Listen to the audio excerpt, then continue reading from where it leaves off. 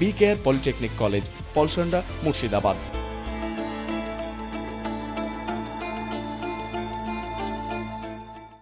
দেখুন, গাছ কাটা হচ্ছে, পুকুর ভরাট চলছে, জল বলে কিছু থাকছে না এই শহরে। গোটা শহর জুড়ে লুট আর লুট হচ্ছে। এখানকার যে পৌর কর্তৃপক্ষ, সেই পৌর কর্তৃপক্ষ সকাল থেকে রাত পর্যন্ত তারা লুট করবারই কৌশল তৈরি করে। সারা শহরে কোথাও পরিষেবা নেই, শহরে জলমগ্ন এলাকা, গাছ কাটা তো ছাড়। আগামী দিনে এ শহর জুড়ে মানুষের বসবাস করার আর উপযুক্ত পরিবেশ থাকবে বলে আমার মনে হচ্ছে না। তাই এই শহর এমনি প্রথমে পরিকল্পনা করতে সৃষ্টি হয়নি। আমরা অনেক চেষ্টা করে সরকার এই শহরটাকে পরিকল্পিত চেহারা দেওয়ার চেষ্টা করেছিলাম।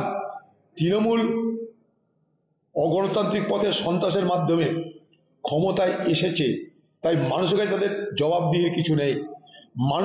মানুষ তাদের কাছে প্রশ্ন করতে পারে না, মানুষের কাছে তাদের উত্তর দেওয়ার কিছু নেই। তাই অবাধে লুট করো, অবাধে গাছ কাটো, অবাধে নিচু জমি ভর্তি করো, পুকুর ভরাট করো।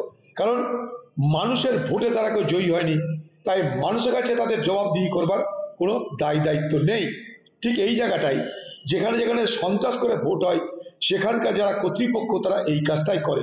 কারণ মানুষের ভোটে যদি জয়ী হতো কেউ, তাহলে তাদের সংকোচ থাকতো যে মানুষ প্রশ্ন করলে কি বলবো। মানুষের ভোটে যেহেতু তারা জয়ী হয়নি, তাই মানুষকে উত্তর দেওয়ার কোনো দায়বদ্ধতা নেই তাদের, তাই যা খুশি তাই করবার লাইসেন্স তৃণমূলের নেত্রীর কাছ থেকে আদায় করে নিয়েছে। ডাকা হয়েছে, আমি জিজ্ঞেস করতে চাই পশ্চিমবঙ্গের তৃণমূল সরকারকে এবং তাদের দলের নেতাদেরকে,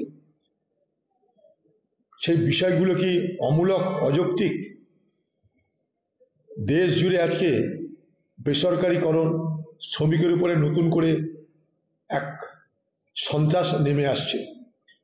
শ্রমিকদের রুটি রুজির প্রশ্নে নিজস্ব অধিকার তারা হারাচ্ছে।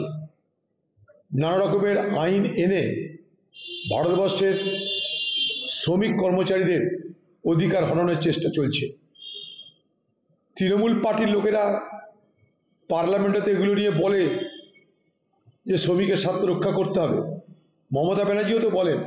তাহলে সেই স্বার্থ রক্ষা করার জন্য যখন ধর্মঘটের কথা বলা হচ্ছে, তখন তার বিরোধিতা কেন? এতে পশ্চিমবঙ্গ সরকারের আপত্তিটা কোথায়?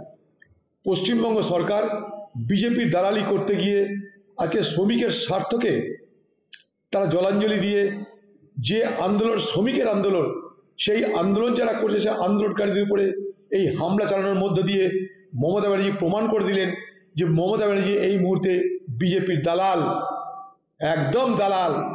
বি কেয়ার পলিটেকনিক কলেজ, হাজার হাজার ছাত্রের ভরসা। নবাবের জেলার স্বনামখ্যাত পলিটেকনিক কলেজ। সরাসরি ভর্তি চলছে পলিটেকনিকের সমস্ত কোর্সে। যোগ্যতা মাধ্যমিক বা সমতুল। ভোকেশনালের ছাত্রছাত্রীরা দ্বিতীয় বর্ষে সরাসরি ভর্তির সুযোগ পাবেন। কলেজের নিজস্ব হোস্টেল ও যাতায়াতের সুব্যবস্থা রয়েছে।